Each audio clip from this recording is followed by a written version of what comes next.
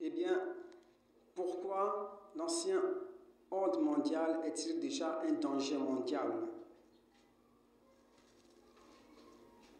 Nous allons faire un petit recours à l'histoire de la Seconde Guerre mondiale. Pour mettre fin à la Seconde Guerre mondiale, les États-Unis a été le principal acteur de la réconciliation des hommes. Nous devons nous poser la question, pourquoi les États-Unis?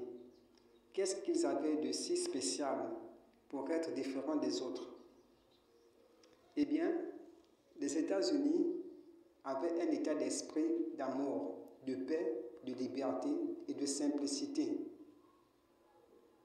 Et tout cela a un rapport avec l'ange de lumière. L'ange de lumière, dans sa gloire, est représenté par un aigle. Comme vous le voyez, un drapeau des Américains, oui, il y a l'aigle dessiné. L'ange de lumière, dans son humilité, il est représenté par un serpent. Donc, il joue un rôle dans les cieux et sur la terre. Il faut également savoir que le serpent est le totem de l'humanité, raison pour laquelle vous voyez que le symbole de la pharmacie est représenté par un serpent sur une croix. Là, nous pouvons faire allusion à Jésus-Christ qui a donné sa vie à la croix pour que nous soyons sauvés. Donc là, vous savez déjà qu'on vous a menti sur la véritable identité de Dieu. On vous a appris à détester Dieu pour que vous ne soyez pas en contact avec Dieu, pour que vous ne soyez pas heureux. Eh bien, les États-Unis étant le pays où il existe beaucoup plus d'amour, plus de paix, plus de liberté, croient en Dieu. Mais on vous a menti que eux, c'est Satan.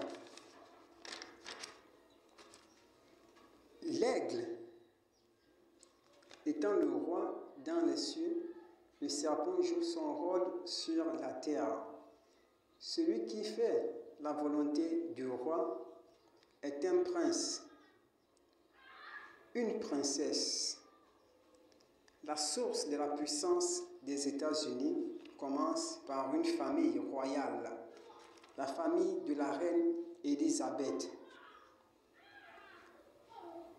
En Angleterre, nous rendons hommage à la reine Élisabeth.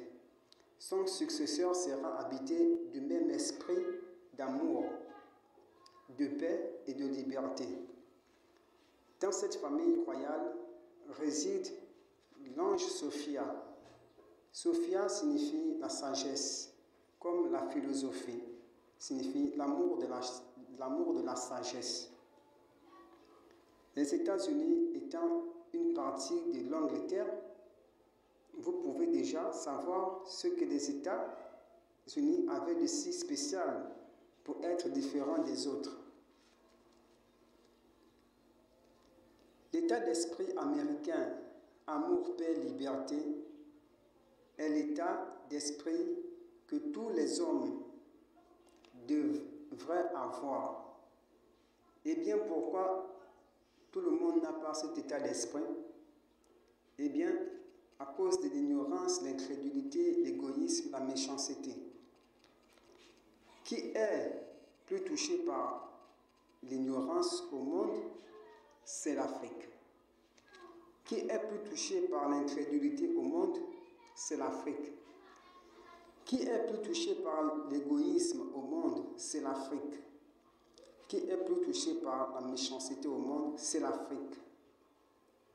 Qui est plus touché, qui est le plus sous-développé au monde? C'est l'Afrique.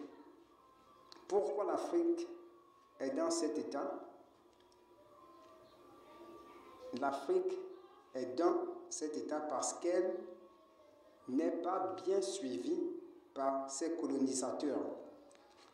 Parce que ces colonisateurs manquent d'amour à son sujet, car l'Afrique n'est qu'un bébé inconscient.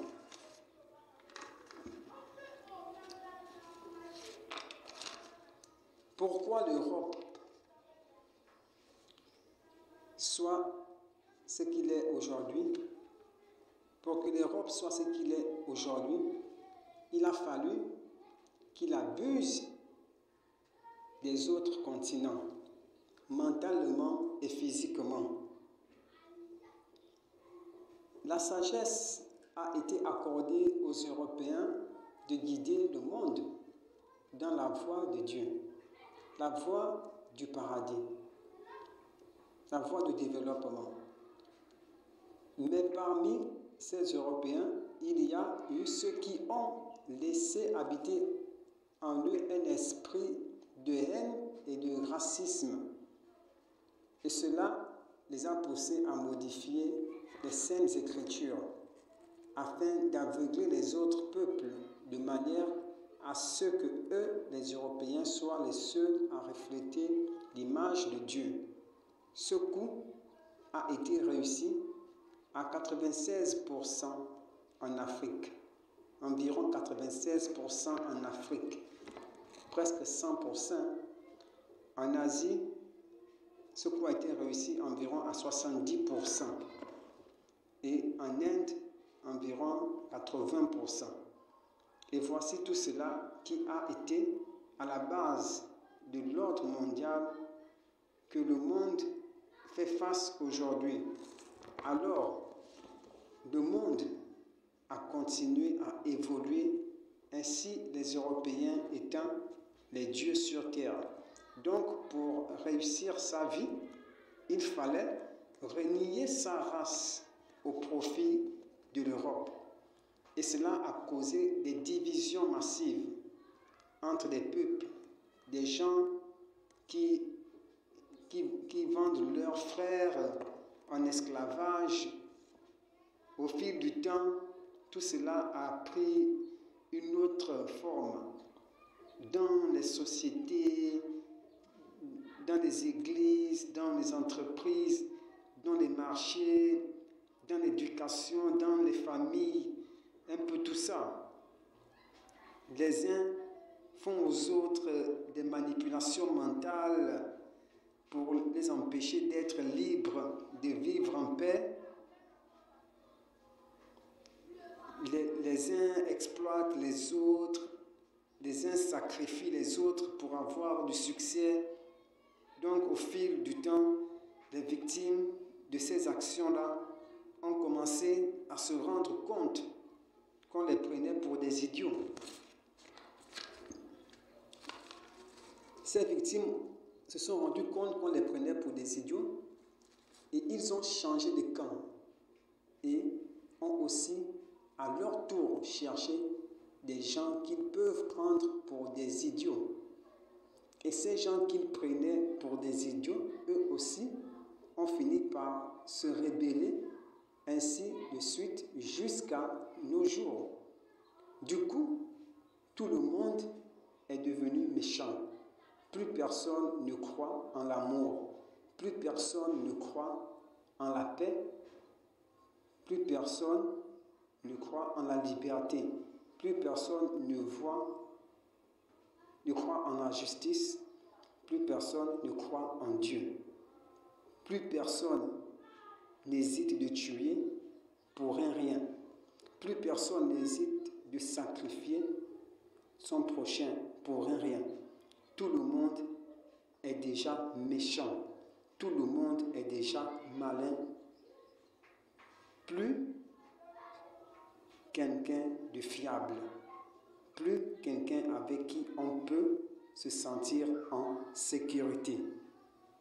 Voici les raisons pour lesquelles cet ordre mondial représente déjà un véritable danger pour l'humanité.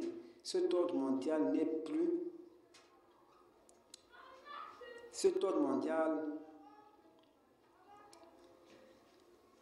plus comme on peut dire, à la mode. Cet ordre mondial est déjà périmé. C'est comme les autres disent souvent, jean pas d'éléphant, le jean pas d'éléphant ne passe plus. C'est fini, c'est parti. C'est comme ça, cet ordre mondial-là ne passe plus. Alors, au lieu de persévérer dans cette perdition du monde, nous devons nous battre pour instaurer un nouvel ordre mondial, pour sauver des vies humaines et regagner la joie de vivre. Seul l'amour et la paix peuvent nous permettre d'y arriver. L'Afrique étant la principale victime de l'ancien ordre mondial, il faut qu'on accorde beaucoup plus d'attention à l'Afrique.